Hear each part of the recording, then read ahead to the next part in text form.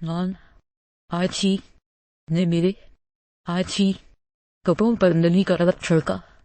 वो नाक और चेहरे पर हाथ रखते छींकते हुए बोला। उसकी हालत बहुत खराब हो रही थी और सड़ियां उतरती नेज़े ने आरज़ू को घोड़ा नाची। किसने की? क्या ये वो धारा लेकिन छींके थी कि रुकने का नाम ही नहीं ले रही थी। आरज़ू सुकून से बैठी उसकी आंखों से निकलता पानी देख मुस्कुराहट दबा रही थी। दानियाल ने वसे से फिरोजा को देखा। मुझे नहीं पता छोटे साहब, फिरोजा डरते हुए बोली। क्यों कि दानियाल की मेरी आंखों के गोशे सूर पड़ रहे थे और उसके माथे पर वही अजली 3 बल थे। क्यों रखा है? आछी किसी काम की नहीं हो, दोबारा इस घर में नजर न आना। वो साफ वसे में बामशक्ल बोला था। उसका पूरा चेहरा सूख पड़े लगा। आरज़ू चेहरे पर आंख जमा गई। नीचे आती लेज़े उसके पास पहुंची और उसे चट्टी काटी थी। आरज़ू ने घूर कर उसे देखा और चुप रहने का इशारा किया। छोटे साहब अरिफ, ऐसा ना करे, मेरी मजबूरी है। मेरे घर में बहुत मसाइल है। मैंने तो अच्छे से धोकर आपके कपड़े रखे थे। मुझे नहीं पता ये काफ कैसे हो गया। जोरों शोरों से छेड़ते दानियाल को देखते वो नम आंखों से बोली। दानियाल ने हाथ खड़ा करते दरवाजे की जानिब किया और फिरोजा की आंखों से पानी ही बह गया। नूर बेगम ने अफसोस से उसे देखा और अब आंसू खां को लगा जैसे उसके मजाक की जब में कोई बेकसूर आए। वो अपने मजे के लिए किसी की मजबूरी का फायदा नहीं उठाना चाहती थी। उसकी कोई गलती नहीं है। मैंने क्या? आरज़ू खान लब दबाए बोली। नूर बेगम ने हैरत से उसे देखा और दानियाल ने लब भींचे थे। वो गहरे गहरे सांस भर रहा था। उसे सांस लेने में मुश्किल सी पेश आने लगी। वह दबाव लड़की वो दाना पेस्ते बोला। फिर मुंह पर हाथ रखते छेड़ते वो बाहर निकल गया। वो गाड़ी में जाकर बैठा था कि डॉक्टर से मेडिसिन ले आता। शुरू से उसे नली से लगी थी और आरज़ू ने उसका मंगवा कर उसकी हर कपड़े पर फर्क दिया। अपनी कारस्तानी पर वो बहुत खुश थी, लेकिन उसे अंदाजा नहीं था वो इतनी जल्दी पकड़ी जाएगी। अगर दानियाल फिरोजा को निकालने की बात न करता तो आरज़ू कभी न मानती। आरज़ू बेटा, आपको पता है ना दानियाल को एलर्जी है। इससे खैर अब हिसाब बराबर हो गया होगा। अब मुझसे शिकायत मत करना, मैं तुम्हें नहीं बचाऊंगी। नूर बेगम हाथ खड़े करते बोली। आरज़ू ने मासूम सी शक्ल बनाकर उसे देखा। बड़ी टमी प्लीज। वो उनके पास जाती उनके गिर्द बाजू फैलाए बोली। नूर बेगम ने अफसोस से उसके सर पर चपट लगाई। अच्छा जाओ, कमरे में चली जाओ और बाहर मत निकलना। नूर बेगम उससे अलग होते बोली तो वो उनके गाल पर बोसा देते अंदर अपने कमरे की जानिब भागी। लेज़े ने अफसोस से सर हिलाया। हमी दानियाल नहीं बख्शेगा उसे, लेज़े ने फिक्रमंदी से कहा तो नूर बेगम कंधे आज कर गई। वो दोनों ही वहां से चली गई थी, लेकिन लेज़े की बात भी सच थी। दानियाल आरज़ू को हरगज नहीं बख्शेगा। शाम का वक्त था और आरज़ू कम्फर्टर ताने सब कुछ बुलाए सोने में मगन थी। जैसे उसने कुछ क्या ही ना हो, जैसे उसे किसी का सामना करना ही ना हो। वैसे भी आरज़ू खान को नींद बहुत प्यारी थी। बकौल उसकी नींद है तो जहाँ है।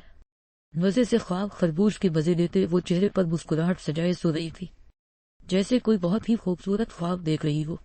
सैलाब आ गया, बचाओ मुझे सैलाब। अचानक वो हड़बड़ा कर उठी थी। गहरे गहरे सांस लेते इधर उधर देखा और फिर खुद पर नजर डाली। कम्फर्टर भीग चुका था। शक्ल था, उसके कपड़े इतने गीले नहीं हुए थे।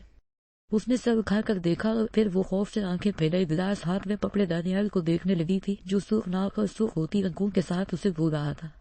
आरज़ू के गले में गलती उभर कर मालूम हुई। हाय मनहूस मारी आरज़ू दरवाजा कैसे लगाना भूल गई तो काला तेरे नीले पे वो सामने खड़े दानियाल को देखते दिल में सूझ कर रह गई। न्याल टुकड़ों में उसका नाम अदा करते वो बेड की दूसरी साइड से जैसे ही उतरने लगी, दानियाल ने फिरती से उसका बाजू दबूचा। बहुत शौक है तुम्हें दूसरों को तकलीफ देने का। उसे खींचते वो झटके से बेड से उतार गया। आरज़ू ने अपनी बाजू पर उसकी छपती सगती इंडिया पे उस धोती महसूस की है। वो आरज़ू से कुछ बोला ही ना गया। वो जबड़े भींचे उसे शर्मबार नजरों से घूर रहा था। तुम अपनी हद भूलती जा रही हो। तुम्हारी हिम्मत कैसे हुई मेरे कमरे में मेरी इजाजत के बगैर दूसरी बार अंतर करने की? कैसे हिम्मत हुई तुम्हारी मेरी अलमारी को हाथ लगाने की? दिल कराए तुम्हारे हाथ काट दो। वो वसे से फनकारा। उसके अलावा अगलते लहजे ने आरज़ू को सहमा कर रख दिया। दानियाल ने शिद्दत से उसका बाजू पकड़ा और उसे अपने साथ खींचने लगा था। सोरी। उसे इस कदर वसे में देख आरज़ू लड़खड़ा कर बोली। उसके जिस्म में संसी सी दौड़ गई थी। दानियाल हाथ छोड़ो मेरा। वो उसकी सख्त गिरफ्त से अपना हाथ छुड़वा लेना चाहती थी, मगर दानियाल की गिरफ्त बहुत सख्त थी, लोहे की मानन। दानियाल ने पलटकर पैर ढाती नजरों से उसे देखा। उसकी कन पट्टियों की लगे बड़ी तरह सदकती फूलने लगी थी। कंधे पर डाली मर्दाना शाल उतार कर उसने आरज़ू के बगैर दोपटे के वजूद पर फैला दी। आरज़ू ने शर्मिंदगी से उसे देखा। وہ واپس سے اسے کھینچتا اپنے روم میں لے آیا تھا۔ واش روم کی جانب بڑھتے اس کے قدموں نے آرزو کے رومٹے کھڑے کیے تھے۔ اسے بے اختیاری سرد پانی یاد آ گیا، کپڑ پیسی وجود میں سمانے لگی تھی۔ دانیال نے اسے واش روم کے فرش پر پٹوا آرزو نے لب نیچے اسے سب اٹھا کر دیکھا تھا۔ زدی خود سر لڑکی میں غصے کی لہر ابھرنے لگی تھی۔ وہ ضبط سے لب مزید بھینچ گئی۔ یہ تم نے خراب کیا ہے، نہ کہ تم ہی ٹھیک کرو گی۔ دانیال نے میٹھیا بھینچے فرش پر پڑے کپڑوں کی طرف اشارہ کیا تھا۔ آرزو نے پلٹ کر اس کے کپڑوں کی طرف دیکھا۔ تمہاری خوش فہمی ہے، یہ میں نہیں دھونے والی یہ سب۔ آرزو کھڑے ہوتے تڑپ کر بولی، جس پر دانیال نے لہورند آنکھوں سے اس کے وجود کو گھورا۔ شرافت سے انہیں دھو، پھر انہیں پریز کرو اور میرے کمرے میں رکھ کر جاؤ، ورنہ میں تمہارے ہاتھ توڑ دوں گا۔ دانیال اس کا بازو دبوچے ڈرایا تھا۔ آرزو نے پھیلتی آنکھوں سے اس کے تپتے سڑکتے چہرے کو ملاحظہ کیا۔ ہرگز نہیں۔ تنزیہ ہنستے وہ دانیال کو آگ لگا گئی تھی۔ دانیال نے شعلہ بار آنکھوں سے اس کی مسکراہٹ کو دیکھا۔ ٹھیک ہے، یہی بند رہو گی تم جتنی دیر تم یہ سب دھو نہیں دیتی۔ وہ لب ایک دوسرے میں سختی سے پیوست کرتے باہر بڑھ گیا۔ آرزو اس کے پیچھے لپکی جب وہ باہر سے واش روم کا دروازہ لاک کر گیا۔ دانیال، دروازہ کھولو، تمہیں میں نوکر نظر آ رہی ہوں۔ آرزو کپڑوں کو دیکھتے چیخی باہر وہ بیڈ پر بیٹھے وسے سے پاؤں جلاتے وسا قابو کرنے کی کوشش کر رہا تھا۔ آدھا گھنٹہ گزر گیا۔ اندر بیٹھی آرزو نے گہرا سانس بھرتے بند دروازے کو کھولا۔ ظاہر ہو تم، وہ بلند آواز میں چیخی اور ایک شرٹ اٹھا کر اسے دھونے لگی تھی۔ ایک آنسو ٹوٹ کر اس کی آنکھوں سے بہا۔ آرزو خان نے آہستہ آہستہ کرتے بڑی مشکل سے جیسے تیسے سارے کپڑے دھو دیے۔ آج اسے پتہ چلا تھا کام کرنا کتنا مشکل ہوتا ہے۔ بار بار آنکھوں سے آنسو بنے لگے۔ جب ڈیٹ آئے گے میں انہیں بتاؤں گی، تمہارا جاہل آدمی بڑھے کہیں کے۔ آرزو بچوں کی طرح روتے ایک ہاتھ سے آنکھیں صاف کرتے بولی اور پھر آخری شرٹ نچوڑ کر رکھی۔ اس کے وجود پر لپٹی دانیال کی شال بھی کناروں سے بھیگ گئی تھی۔ بکھرے بالوں میں آرزو نے چھوٹے سے شیشے میں اپنا جائزہ لیا۔ کیسے کام والی بنا دیا مجھے، کالا منہ وہ تمہارا جاہل۔ سون سون کرتے وہ بال پیچھے کرتے بولی اور دروازے کی جانب بڑھی۔ دھو دیے ہے، تمہارے کپڑے تک پھیلانے ہیں، باہر نکالو مجھے۔ وہ ضبط کرتے بولی، اگر کچھ الٹا سیدھا بولتی تو کیا پتا وہ باہر ہی نہ نکالتا۔ کلک کی آواز سے دروازہ کھولے۔ دانیال نے دھلے ہوئے کپڑوں کو دیکھا اور پھر نم آنکھیں لیے کھڑی آرزو کو جو ضبط کرنے کے چکر میں سرخ چہرہ لیے اسے دیکھ رہی تھی۔ بہت جلدی عقل آ گئی تمہیں، لبوں پر دل جلا دینے والی مسکراہٹ سجاتے وہ آنکھوں میں تنزیہ چمک لیے بولا۔ آرزو نے بس بھول کر اسے دیکھا۔ چلو اٹھاؤ انہیں اور اوپر ٹیرس پر پھیلا کر آؤ۔ وہ موبائل جیب سے نکالتے اس پر نظریں جماتے بولا۔ آرزو نے سبکتے دل کے ساتھ کپڑے اٹھائے اور باہر نکل گئی۔ اس کے وجود پر اب بھی دانیال کی شال لپٹی ہوئی تھی۔ وہ کمرے سے باہر نکلی اور وہاں سے سیدھا کچن میں گئی تھی۔ سب لوگ حیرت سے اسے دیکھ رہے تھے۔ ماں کا قہقہا گونجا اور پھر وہ لبوں پر دونوں ہاتھ جمائے صوفے کے پیچھے چھپ گئی، ورنہ شاید آج آرزو اسے مار ہی دیتی۔ سب کے لبوں پر مسکراہٹ تھی، دبی دبی ہنسی تھی۔ ان دونوں کے بدلوں کی کہانی میں گھر والے کافی انجوائے کرتے رہتے تھے۔ حیرت تھی کہ آرزو نے نہ کسی کو دیکھا اور نہ ہی کسی کو کچھ کہا، حتیٰ کہ ماں کو اس کے قہقہے پر بھی نہیں۔ سب نے آنکھوں ہی آنکھوں میں صورتحال کے سنگین ہونے کا اعلان کیا تھا۔ وہ سڑیاں چڑھتے اوپر گئی تھی جہاں کہ ایک چھوٹا سا رو تھا، وہاں سے باہر کا کافی اچھا ویو آتا تھا۔ آرزو خان نے ضبط کے بندھن ہٹاتے سارے کپڑے زمین بوس کر دیے، وہاں بنے کمرے میں گئی، وہاں سے پیٹرول اٹھایا اور کپڑوں پر پوری گیلن خالی کر دی۔ دانیال فون کان کو لگائے سڑیاں چڑھاتے پر آرزو خان نے ایک نظر اسے دیکھا۔ شام کا وقت تھا، آسمان اپنی روشنی کھوتے اب اندھیرے میں بدل رہا تھا۔ خالی ٹیرس پر سردیوں کی ہوا رو کو منجمد کرنے کو کافی تھی۔ تیز ہوا سے آرزو کے بال اڑتے اس کے چہرے پر آ رہے تھے۔ میرے آگے سب خاک برابر۔ وہ لبوں پر تنزیہ مسکراہٹ سجائے دانیال کو دیکھتے ماچس نکالتے اس جلاتے کپڑوں پر پھینک گئی۔ آگ کی لپٹ اوپر اٹھی تھی۔ آرزو کا چہرہ آگ کی روشنی کی وجہ سے زرد ہوا جہاں پہلے والا نہ خوف تھا اور نہ ہی آنکھوں میں نمی۔ دانیال نے ساکت نظروں سے اسے اور پھر جلتے ہوئے خود کے کپڑوں کو دیکھا۔ آرزو چلتے ہوئے اس تک آتی اس کے سامنے بڑے نڈر انداز میں کھڑی ہوئی تھی۔ آپ کو کیا لگا میں نوکرانی ہوں؟ آپ مجھ پر حکم چلا سکتے ہیں؟ ہرگز نہیں، میں آرزو خان، میں برباد کر کے خاک میں ملا دیتی ہوں۔ وہ گردن موڑے ایک نظر جلتے کپڑوں کو دیکھتے بوجھی تھی۔ دانیال کے سینے میں آگ بھڑکی۔ وہ ضبط سے میٹھیا بھینچ گیا، ضبط سے چہرہ سرخ پڑ گیا۔ وہ میٹھیا بھینچ گیا تھا تاکہ کہیں وہ آرزو خان پر ہاتھ نہ اٹھا دے۔ وسے کے شعلے آنکھوں سے اٹھنے لگے تھے۔ آرزو خان اس کے پاس سے ہوتے سڑیاں اترتی نیچے چلی کی جانب بڑھ گئی، جبکہ وہ اب بھی اس آگ کو دیکھ رہا تھا جو اس کے اندر جلتی آگ سے کئی درجے کم تھی۔ ہم صاحب انا ہیں، ہمیں تنگ نہ کیجیے، مغلوب وفا ہے، ہمیں تنگ نہ کیجیے۔ ہم کون ہیں؟ کہاں اسے بھول جائیے، جیسے بھی رہ جائیں، ہمیں تنگ نہ کیجیے، بہتر ہے ہم سے دور رہیں صاحب کمال، ہم صاحب خطا ہے، ہمیں تنگ نہ کیجیے۔ وہ سڑیاں اترتا نیچے آیا تھا، رسے سے چہرہ حدرجے سوکھ پڑ رہا تھا۔ دانیال بیٹا کہاں جا رہے ہو؟ اس کے دھوا دھوا چہرے کو دیکھتے وہ اس کی جانب لگتی تھی۔ نام پلیز۔ وہ لب بھیجے وہاں سے باہر نکل گیا اور پھر اپنی گاڑی میں بیٹھتے وہ گھر سے ہی باہر نکل گیا تھا۔ نور بیگم نے افسوس سے سر نفی میں ہلایا۔ ابھی سے یہ حال ہے، بعد میں نہ جانے کیا ہوگا۔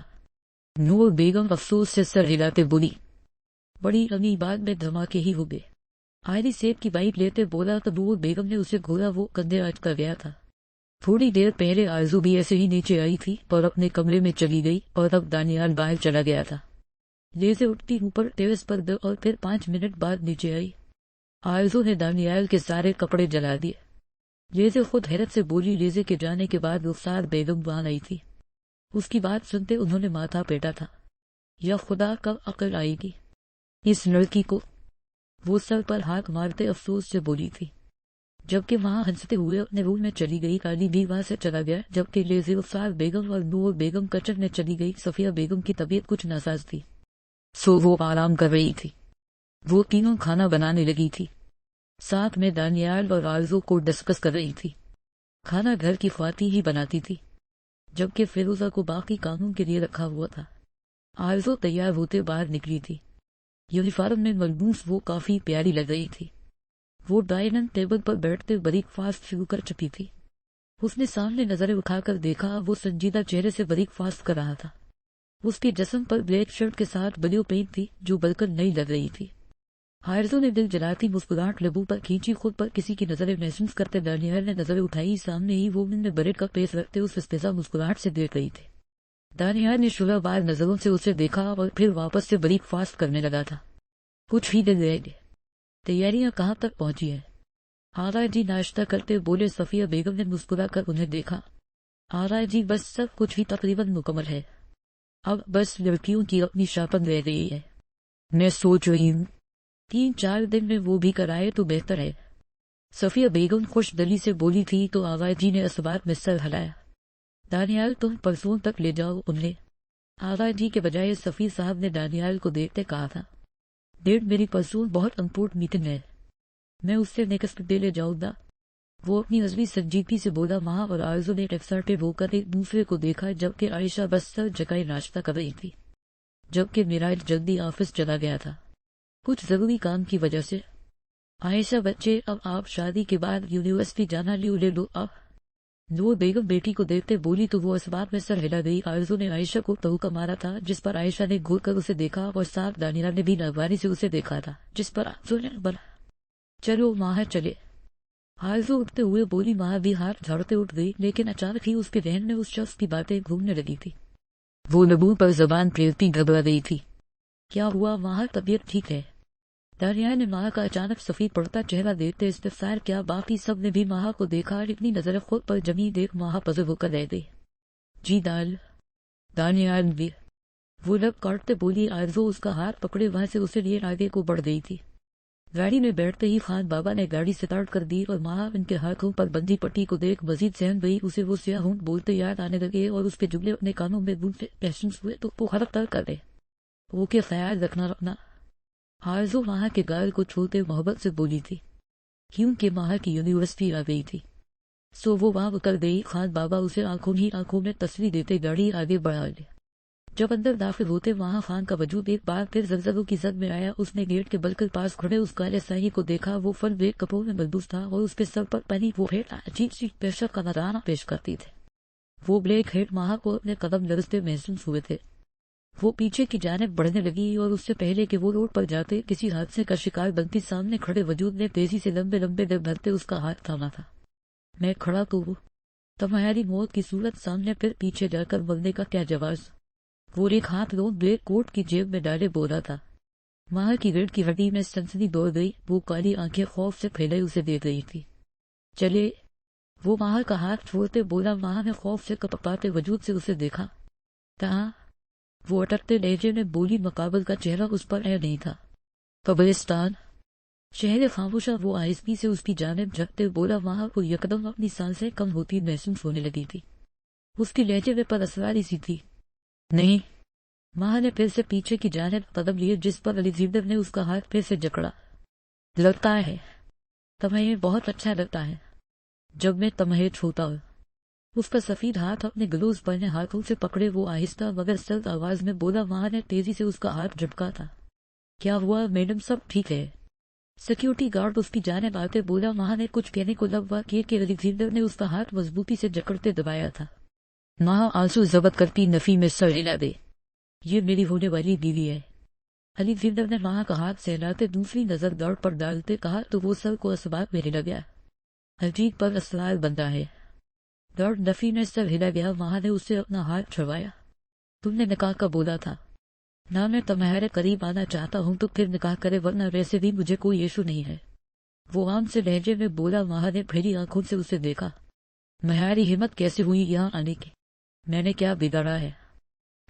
تمہیں جس سے بدلہ لینا ہے، ان سے لوگ مجھ سے نہیں، اب جاؤ یہاں سے، مضبوط لہجے میں بولی، لیکن پھر بھی اس کا لہجہ لڑکھڑا گیا تھا۔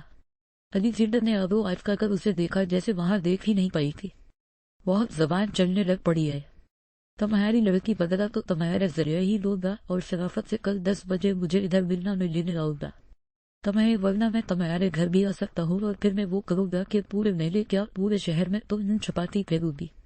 وہ سخت برفیلے لہجے میں بولتا وہاں کو لرزا گیا تھا۔ ماں نے سہمتی نظروں سے اسے دیکھا۔ وہ ستی بجاتا وہاں سے آگے کو بڑھ گیا، جبکہ ماں جیسے ساکت سی وہی کھڑی رہ گئی۔ اس کا جسم شرمونے لگا اور دماغ معاف وہ کسے سب بتاتی آنکھوں سے آنسو ٹوٹ کر گرا۔ اچانک اس کا موبائل فون بجا تھا۔ اس نے موبائل بیگ سے نکالتے اسکرین کو دیکھا۔ مجھ سے بھاگنے کی یا کسی کو کچھ بھی بتانے کے عوض میں تمہارے منہ سے نکلے ہر لفظ پر تمہارے گھر کے ایک فرد کی جان تحفے میں لوں گا۔ ویسے مجھے نہایت زیادہ پسند نہیں، امید ہے تم میری پسند کا خیال رکھو گی۔ دل دہلا دینے والا میسج تھا۔ ماں نے بے ساختہ دل پر ہاتھ رکھا تھا۔ وہ کئی لمحے اسکرین کو گھورتی رہی تھی۔ اس کا سانس اکھڑنے لگا تھا۔ اس نے خان بابا کو کال کی تاکہ وہ گھر جا سکے، کیونکہ اتنے شدید خوف میں وہ یونیورسٹی تو ہرگز نہیں جا سکتی تھی۔ تھوڑی دیر میں خان بابا واپس آئے۔ وہ چپ چاپ گاڑی میں بیٹھ گئی، درخت کے ساتھ ٹیک لگائے وجود کے لبوں آج دوسری بار مسکراہٹ ابھری اور آنکھوں میں صفاقیت بھری چمک۔ ماں نے کھڑکی سے دیکھا اور اسے درخت کے ساتھ کھڑے دیکھ وہ فاس ہو کر اس کی آنکھ بھیجے تیری دور ہوتی جا رہی تھی، اور اس کا وجود بھی، لیکن اس شخص کی بات وہ باقی جو شیف خان کو اپنی خیر میں لے رہی تھی۔ یار آرزو کہاں غائب تھی؟ تم بڑی ٹائم میں بیٹھے مغل نے آرزو کو خفگی سے دیکھتے پوچھا۔ تمہارے اس کرش نے جینا حرام کر دیا تھا، ایسا کرو اٹھا کر کے جاؤ، اسے ہمیں نہیں چاہیے۔ آرزو لیز کھاتے بولی۔ اس کے لہجے میں بیزاریت تھی اور مغل اس کی بات سنتے ہنس دی۔ پاگل، کل تم نے اتنی کمپیوٹر کنفارمیشن مس کر دی، مغل ایکسائٹڈ سی بولی تھی۔ آرزو نے آبرو اٹھا کر پوچھا، ساتھ لیز منہ میں رکھا۔ ہائے پرسوں سے نہ ہمارے کالج میں کمپٹیشن ہو رہے ہیں یار، ہمارا کالج کے ساتھ میزبان ہوگا، ہم لوگ حصہ لیں گے اور پاس کے کالج کے اسٹوڈنٹس بھی آئیں گے۔ ٹیم کی صورت؟ مروہ ہاتھ آگے کرتی بولی کہ آرزو اس کے ہاتھ پر ہاتھ مار سکے، جبکہ آرزو نے کوفت سے منہ بگاڑا۔ تو آرزو آنکھیں گھماتے بولی تو مروہ نے اسے گھورا۔ کیا مطلب؟ تو یار موبائل لے کر آنے کی اجازت بھی ہے، اور ساتھ پاس والے کالج سے ٹیم جائے گی، تمہیں تو پتا ہے وہاں کو کلاسز ہوتی ہے۔ مروہ ہنسی دباتے بولی۔ موبائل کا سن آرزو بھی پر جوش ہوئی تھی۔ صرف آرزو لیز کو چھوڑے اب مروہ کو دیکھتے بولی، ہاں نہ یار، میں کسی کمپٹیشن میں حصہ نہیں لے رہی، آرام سے انجوائے کروں گی۔ مروہ چمکتی آنکھوں سے اسے دیکھتے بولی، ہائے میں تو موبائل لے کر آنا چاہتی تھی، شروع سے یار کالج میں پکس لینے کا کتنا مزہ آتا ہے۔ آرزو اٹھتے ہوئے بولی۔ مروہ نے بھی اسبات میں سر ہلایا۔ کیا پتا وہاں تمہیں کوئی پسند کر لے، مروہ نے منہ پر ہاتھ جماتے کہا، جس پر آرزو نے اسے گھورتے ہوئے دیکھا اور پھر ہنس دی۔ پاگل، ابھی کالج کلیئر نہیں ہوا اور تجھے پسند کی باتیں سوچ رہی ہے، تم اپنی نظریں قابو میں رکھنا ورنہ میں اشار بھائی کو بتا دوں گی۔ آرزو ہم بناتے اسے وارنن دیتے بولی تھی، جس پر مروہ نے اس خفگی سے دیکھتے اسبات میں سر ہلایا تھا۔ وہ دونوں اپنی کلاس میں انٹر کر گئی، کیونکہ بریک ختم ہو چکی تھی اور اب انہیں پڑھنا تھا، اور چھٹی کے وقت تک آرزو کا منہ پھوٹ گیا۔ مروہ اسے دیکھتے ہنس رہی تھی، لیکن اسے خود بھی ٹینشن تھی۔ کیونکہ سر نے اٹھا کر 2 چیپٹر فزکس کے دے دیے تھے اور آرزو کو اپنی ساری خوشی کونے میں نظر آئی، جبکہ ٹیسٹ کسی بڑی بلا کی طرح اس پہ سر پر سوار خان بابا کے آنے پر وہ گاڑی میں بیٹھی 2 منٹ بعد پھر بوا کی گاڑی بھی آ گئے، تو وہ دونوں نے ایک دوسرے کو ہاتھ